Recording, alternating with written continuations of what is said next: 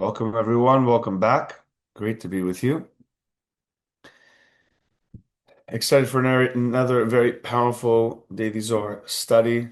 Beautiful sections we have once again. And just a reminder, I'll try and mention at the end, but just a reminder, we will not have class for the next 2 days. No class on Wednesday and Thursday, but we will be back on Friday. This is due to, of course, to the final days of Pesach. So uh, let's meditate to set our intention. We know that the seventh of Pesach is the revelation of the 72 names, miracles and wonders, being able to to break through any limitations, to be able to overcome any challenge, to awaken crazy levels of certainty. And the Zohar helps us prepare our consciousness for these great days. Today being the fifth day of the Omer Hod Shebechesed, we're also drawing all this light, preparing our vessel for the revelation of Mount Sinai, the light of immortality, and connection to the tree of life, which is what the Zohar helps us do every single day.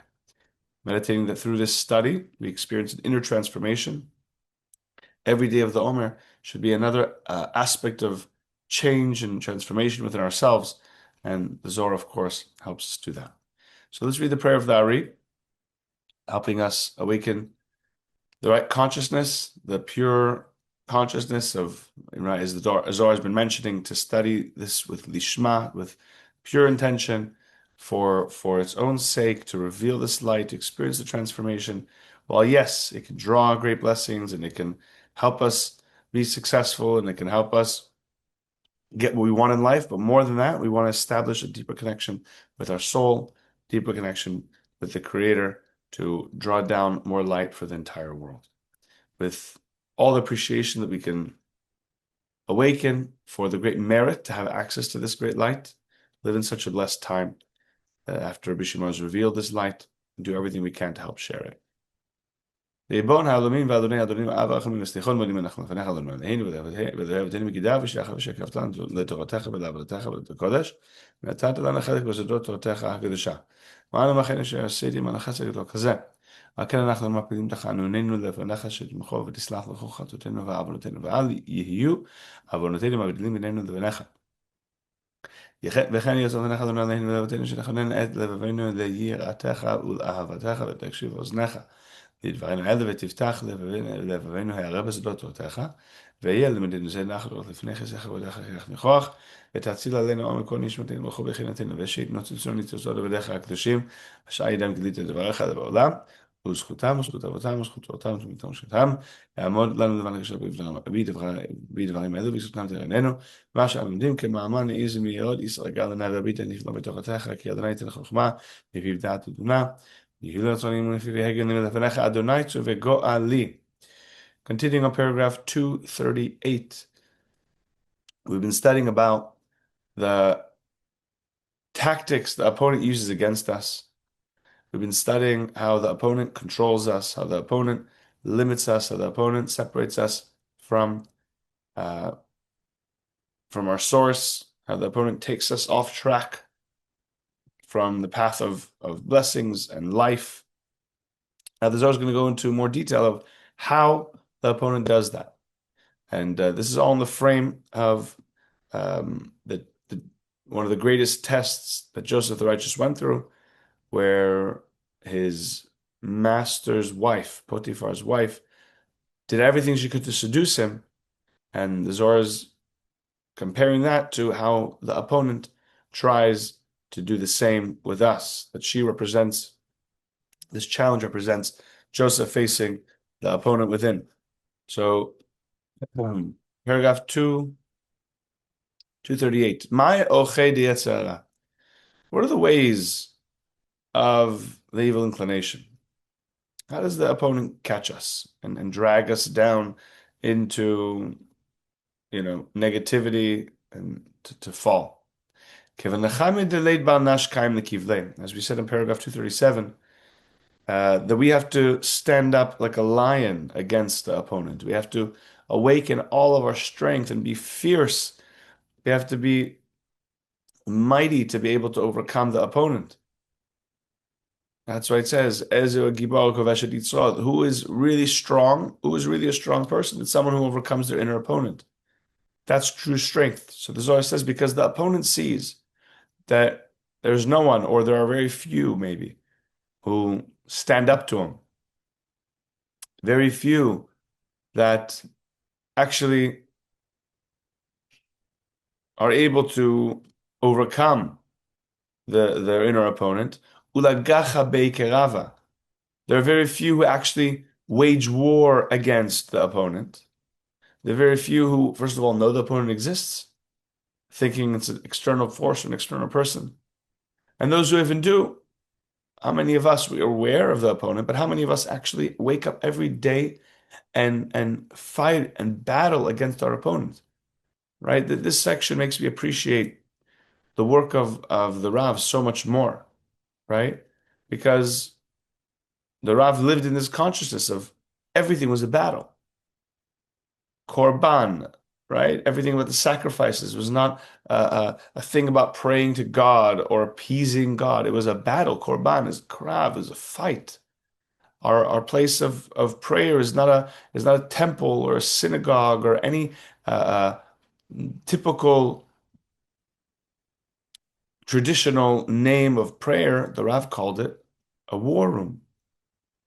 So that every time we make our connections, every Shabbat and every holiday, we're not there to have a nice spiritual connection or a service or anything like that. We understand we are at war. And even those of us who come to battle, as the Zohar is saying, who come to the war room, how many of us really have that consciousness? A lot of us probably just come casually, right? We sit, we talk, we pray, we meditate even. But are we at war? Do we feel like we're at war? That's why the Kabbalists do a meditation before even stepping into that room. And we've spoken a bit about this meditation, but we have to know what we're doing. We have to know that we're at war. Because why? What happens if we don't know we're at war? Miyad, immediately, as it says in the verse, "Vatit pesehu bevigdo lemor shichvaimi."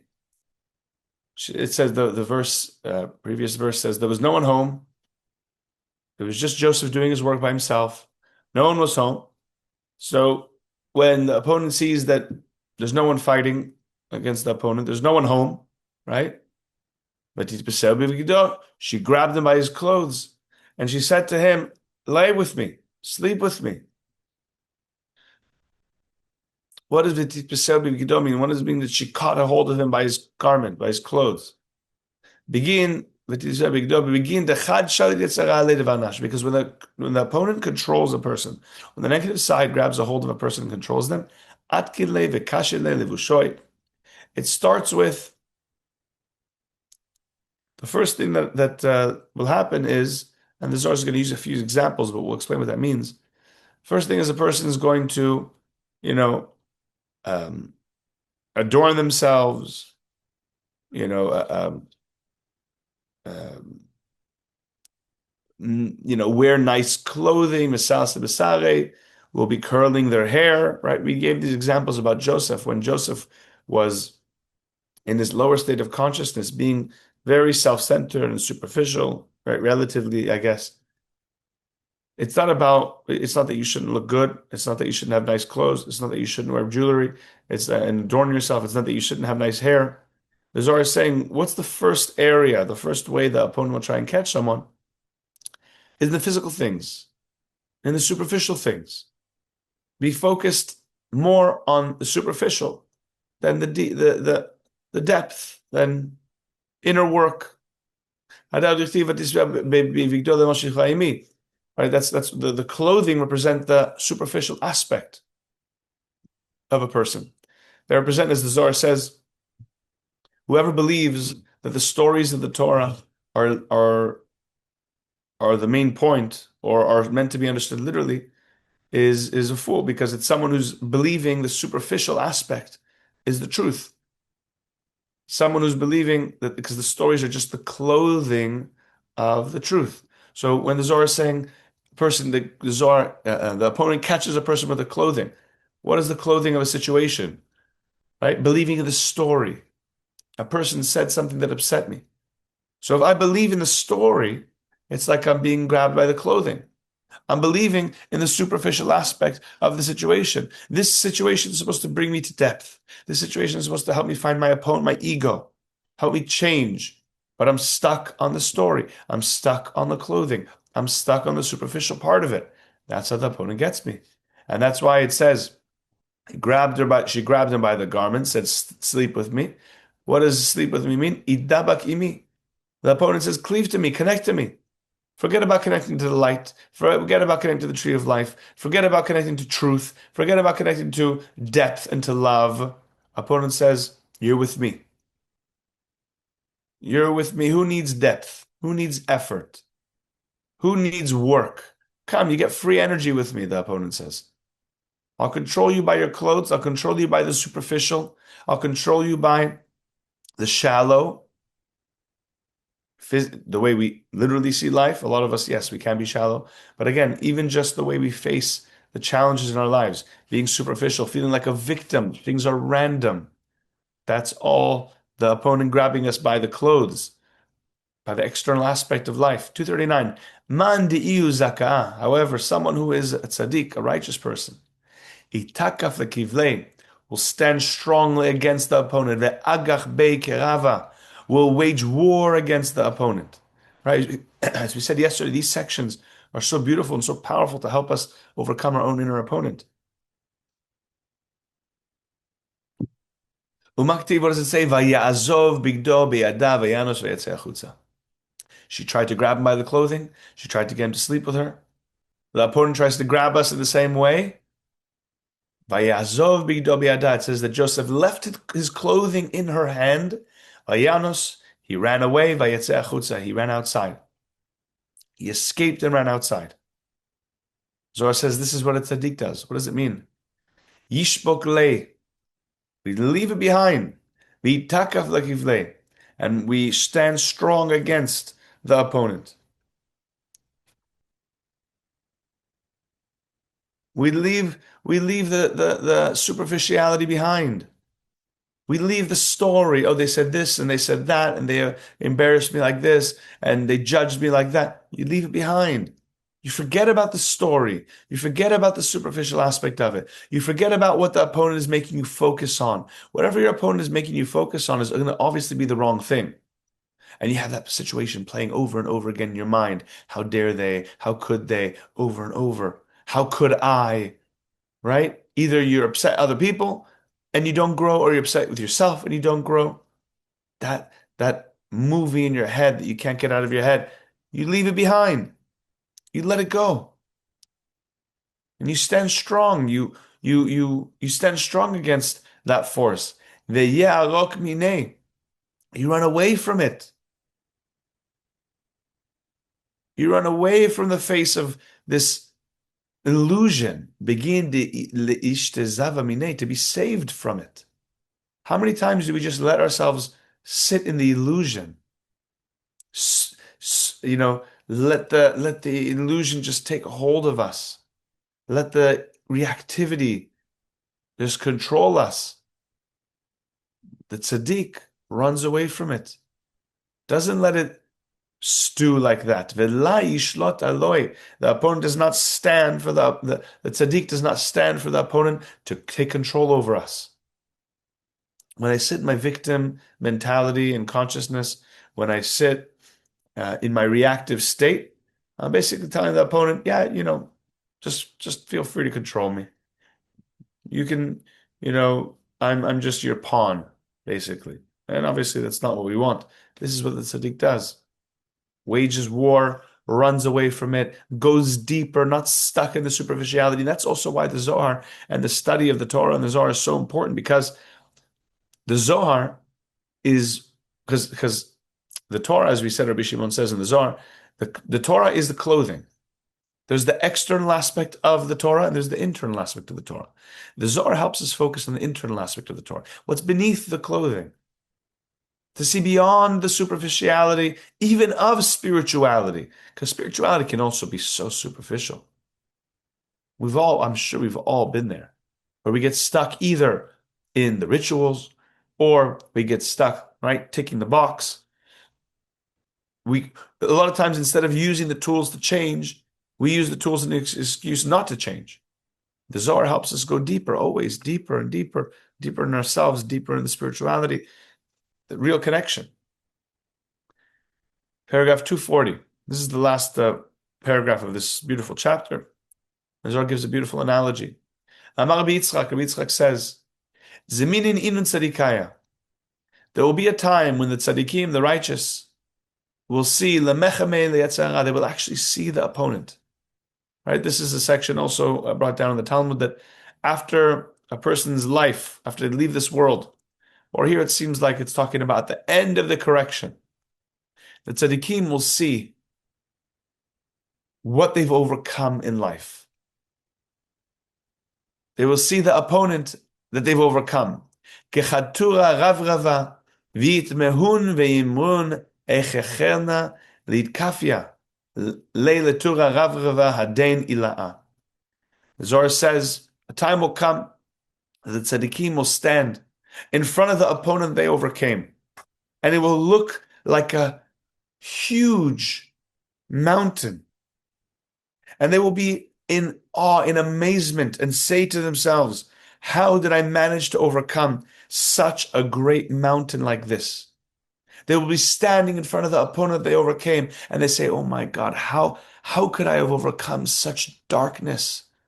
How did I climb so high? How did I face all these challenges and darkness? Look at what I've accomplished. They're in shock. They're in amazement of what they've managed to accomplish in their lifetime, what kind of tikkun, correction they made throughout their lives.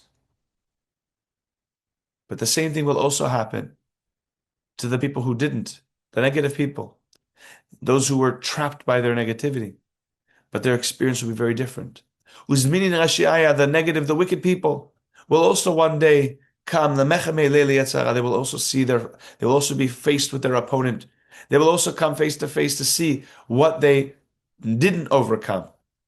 And how will they see their opponent? Not as a great, huge, impossible mountain. They will see it as daki kechuta desara. They will see it as thin as a hair, as thin as a thread, a strand of hair. V'yetemun. They will be shocked. They will be overwhelmed. And they will say, they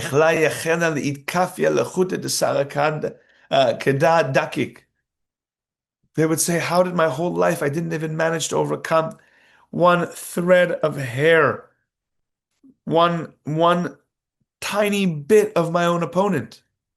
The tzaddikim, they will look and they'll say, oh my God, how did I overcome so much? And the wicked people will say, how didn't I even overcome this little bit? Ile nivkun ve'ile nivkun. These will cry, the tzaddikim will cry, and the wicked will cry. The righteous and the wicked will both cry. The tzaddikim will cry in awe of what they've accomplished throughout their lives, and the wicked will cry in all, realizing the opportunity they missed in overcoming their own opponent. Now, why are the tzaddikim faced with a mountain, and the wicked are faced with a thread, with a little hair strand that they didn't overcome? Because, and there's many explanations, the Kabbalists explain a lot about this, and this is a story that I've, an explanation, an analogy I've heard many times in the Zohar and in the Talmud, and I never understood it. There's a lot I'm still not understanding, but I feel like I have a different understanding of this story now after studying this section here. One of the things that the Kabbalists explain, what is the mountain that they overcame versus the hair strand? Our opponent grows with us. As we evolve, as we grow, as we elevate, our opponent goes stronger and stronger with us.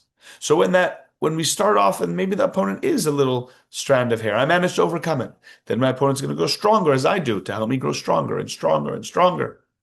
So the tzaddikim, after they've overcome so much of their opponent, they realize, they see they see, because of how great they are, they see how great that force that overcame them must have been. And this is also the trick of the opponent. The opponent seems like such a powerful force when a person's in great negativity. The opponent is such a powerful force. Actually, when you're very reactive, the opponent has to work very little to make you reactive. Think about it.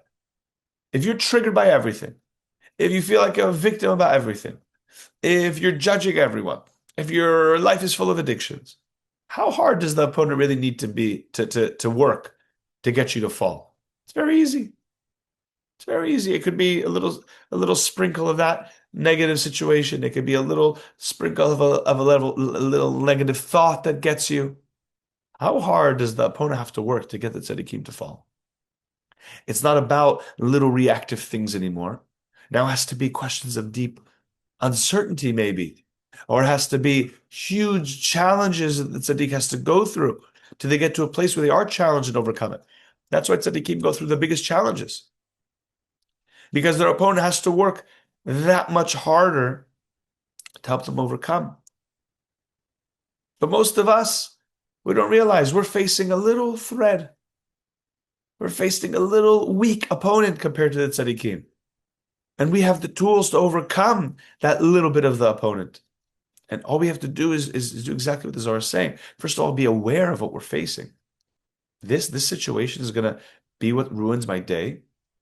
This little inconvenience, this silly thing, I'm going to let my opponent take control over me. That's what the Zohar says. We stand up strong like a lion. We face our opponent. We realize that, you know what? This is nothing. This is an illusion, as the Rav would say. This is an illusion. Pause. There's an opportunity here.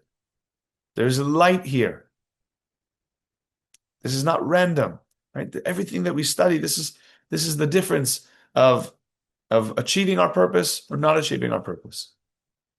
It's not just a nice spiritual way to live life. This is a difference of life and death. It's a difference of leaving this world, having maybe overcome a thread of hair versus overcoming a great mountain. The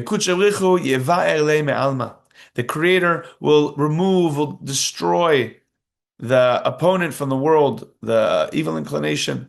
And the Creator will slaughter the opponent before our eyes. And this is what we say on the Seder of Pesach, right? The last song, the Creator will come and the Creator comes and the Creator comes and slaughters the angel of death. Right? This is what the Zohar is saying here. And when the angel of death, when the opponent, when Satan is removed, slaughtered, destroyed, the La Yishlot Od Be'alma will have no control over the world anymore. And the tzaddikim will see this and they'll be overjoyed. It says, Ach tzaddikim yodu dishmecha v'yeshvu yesharim et panecha. As it says in Psalm 140, verse 14, the righteous shall surely praise your name, the upright shall dwell in your presence. This represents when the tzaddikim overcome their opponent and when the opponent will be overcome in the whole world for all of humanity. What a beautiful section that we've studied together. This is a very beautiful chapter. I think one of the chapters with so many lessons and such clarity on this daily battle that we go through. Very beautiful. We're now going to chapter 23.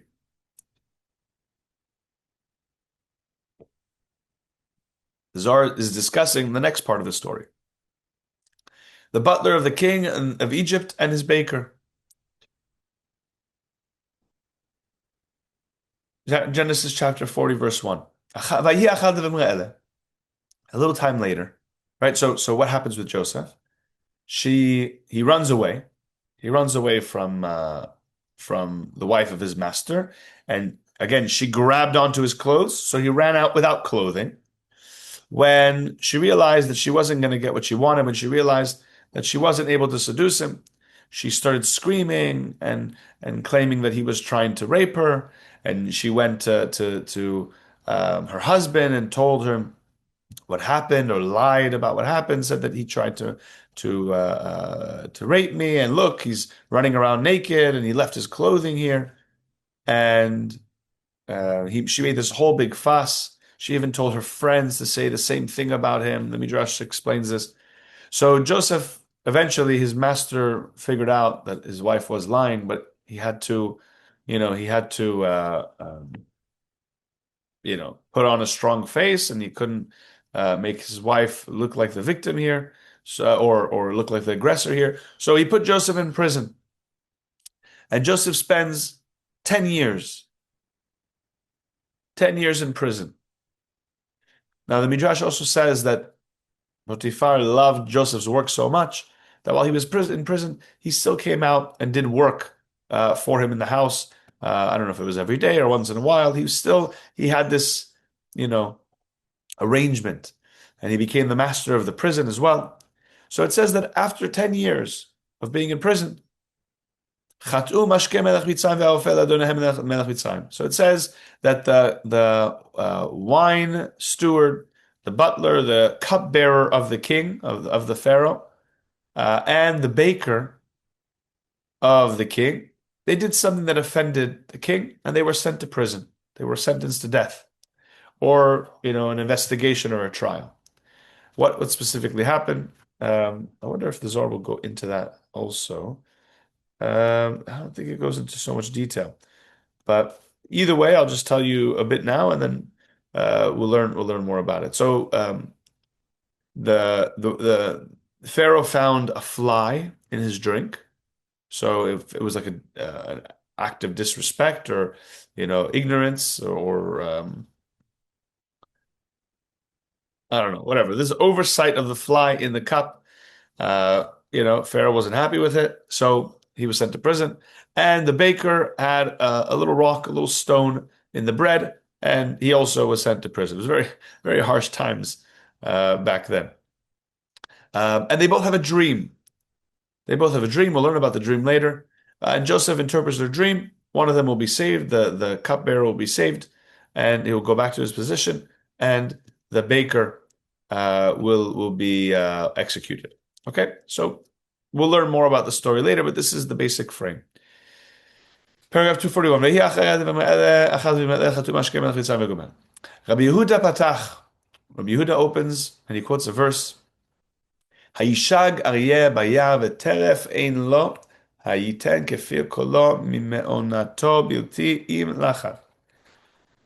Does the lion, from the book of Amos, does a lion roar in the forest when it has no prey? Does a lion cub let out a cry from its den without having made a capture? The Zohar here is now going to discuss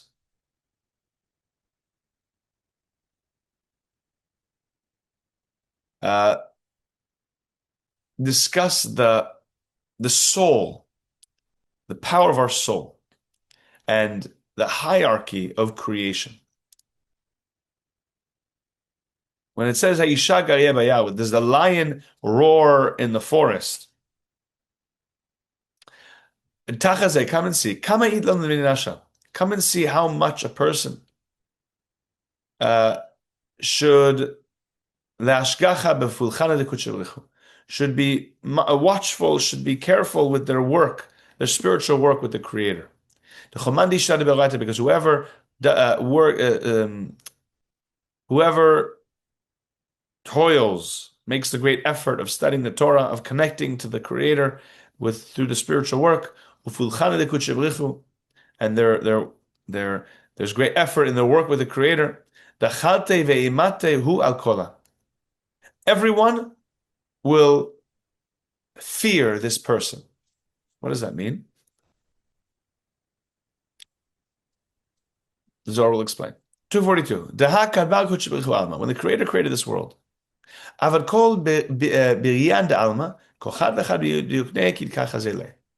the Creator created this world, right? If you look at the story of creation, during the fifth and sixth day of creation. That's when all the animals, eventually humanity also, but all the birds and the fish were created on the fifth day, and everything else, the land animals, were created on the sixth day, early part of the sixth day. And then humanity was created last, right? Which means that everything was created before humanity. Humanity was the last thing to be created in creation, which means that humanity represents the top of the hierarchy of creation. Not that we deserve that we're better than anything and we shouldn't respect. It means that we have the responsibility of everything that came before us. We are here to correct all aspects of creation. But it says when all the animals were created, they were created specifically in perfection according to their unique, perfect form, supernal form. And then humanity was created in a supernal image, right? We call it the image of God,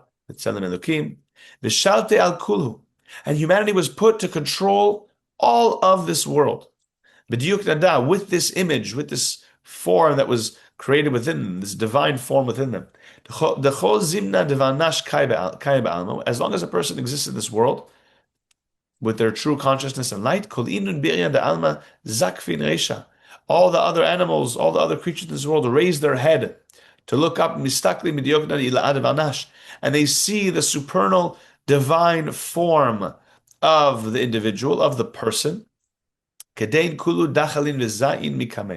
Then they are filled with awe, they tremble with fear as they look at the divine form, the Creator's divine form within humanity, and they tremble in fear when they see that. As it says, as it says, when Noah came out of the ark, that was how it's supposed to be. You're not, little chihuahuas are supposed to be afraid of you. Lions are supposed to be afraid of you. You're not supposed to be afraid of spiders. You're not supposed to be afraid of anything in this world because the truth is many animals do have a natural fear to humanity, but out of self-defense, sometimes they would attack, God forbid. But what's supposed to be is all of creation, right? Fear and dread of you shall be upon all the animals of the earth, right? They should see the divine light within us. And just like animals can appreciate the light of the Creator, they should appreciate the light of the Creator within us. We'll explain more about this later, but just to... And this is only true, all this is relevant, it's only true when they actually see within us, they see this image, they see the image of the Creator with us, which means when I am acting like the light, and they see the divine soul the Creator has given us. If an animal is not afraid of a person, then that person does not carry within them, to that degree that they should, the divine image of the Creator. How does a person lose their divine image of the Creator? Let's squeeze in one more paragraph, 243. Amar Rabbi Elazar says, even if a person doesn't have the divine, powerful soul, their highest soul, right? We know there's different levels of our soul. There's our nefesh, ruach, neshama, chaya, yechida. Let's say a person only has their lower levels of soul. If they still have the image of God within them, then they will still be at this level that animals will fear them, that the hierarchy is set up properly. But how do we lose that? Every time we are reactive, every time we act less than human. Human means restriction. Whenever I don't do restriction, then I lose my divine, true human form. That's why it says that Jacob was a human being. Adam was a human being because they had the force of restriction. Adam lost his human being status when he fell to the tree of knowledge. Every time we are reactive, we are losing aspects of our true humanity, right? Think about the world. We lose our humanity. We lose the image of the Creator that we were created in. And Rabbi Elazar says, even if a person doesn't have that greater light of their neshama that shines within them, tzadikaya la mishtanyan Tzaddikim nevertheless remain, their form does not change from what it was originally, right? Meaning, even they haven't drawn the greatest light of their soul, they still remain in the image of the Creator. So the Zohar is saying there's like two aspects of what we need within us to really be in perfect alignment with the Creator. Number one is to first of all just remain in affinity with the Creator, acting like the Creator in this world, to still maintain that image of the Creator. Then the next level would be to draw in the highest level of your neshama, right? Let's say, because one of the things that the Zohar explains in other places, the true level of your neshama comes in at 40, when you turn 40 years old. That's why the word neshama is the acronym. You can split the word into mem shana, which means 40 years old. When a person turns 40, that is where their greatest light of their soul. That's why many people would say that you can only study Kabbalah when you turn 40. It's not that you can't study this wisdom till you're 40. I haven't gotten there yet, right? But it means that, but it means that your true soul, when you really start to understand Kabbalah, is when you're 40. I once asked Michael Berg about his translations of the Zohar, and I asked him, you did those translations when you were very young. You translated the Zohar, the English Zohar. You wrote the commentary on the Tikkunei Zohar when you were very young. Would you change anything in how you did it? Because, I mean, you like, has your depth, your wisdom, your understanding, has it changed? He said, I would change almost everything. And maybe that's why a lot of these are coming out later. I said, why? He said, because I wrote all that before I was 40. And he said, when you turn 40, everything changes. Wisdom, everything changes after 40. That's what he said. All the understanding, the depth, everything's on a different level. So the Zohar is saying when a person has that next level of their soul, when they turn 40, maybe some people, it also, after they're 40, it takes some time to truly draw it in. So these are the two things. When a person doesn't go on the path of the Torah, not following the path of their soul,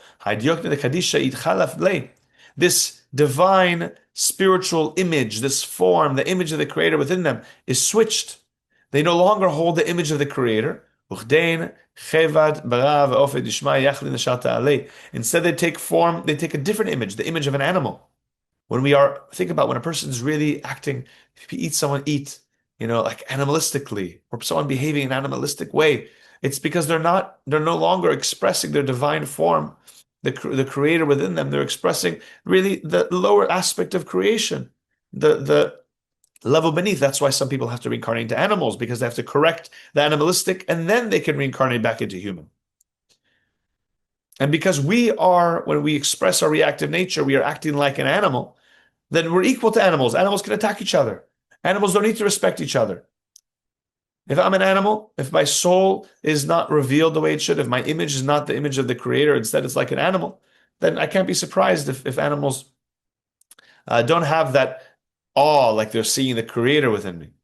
So the animals and the birds, they can control this person. Because our divine sacred image has been replaced, has been changed. The image of that person has changed, and instead they've received the image of a lower form, and therefore the other animals can't control this person. That's also why it says when Adam and Eve fell, before their fall, they controlled this entire world. When they fell, the Creator gave them special clothing. These clothing acted, instead of having the divine nature within them automatically, they've lost that. So the Creator gave them special clothing, special robes that would give them that same force back. And that's the special robe. We've learned about this in the portion of Toldot, that Jacob wore those special robes when he came to get the blessing from his father. Where did Jacob get them from? They were actually in Esau's possession. Esau had these special robes. He would wear these robes when he would go hunting, and that's when all the animals would bow down to him. He wouldn't even have to chase the animal. They would just, they felt the divine nature of the Creator, and he could just take the animal, and he was a very good hunter because of that. Where did Esau get that robe? He killed Nimrod, the king of that area at the time, who had that robe, and that's why he was the greatest hunter. When Esau was a teenager, he killed him, and he stole that robe. And where did Nimrod get this robe from? It was actually the robe of Adam. And that's the robe that the Creator gave Adam and Eve, the special robe that eventually came back into Jacob's possession. But this is the same thing. When we carry ourselves with this image of the Creator, whether we have the robe or not, then there's a different experience in the hierarchy between us and all of creation, all of animals. The Zohar will continue to go into the explanation of Daniel with the lions and everything. We'll learn about that next time. We'll continue with paragraph 244 next time. Just a reminder, we do not have.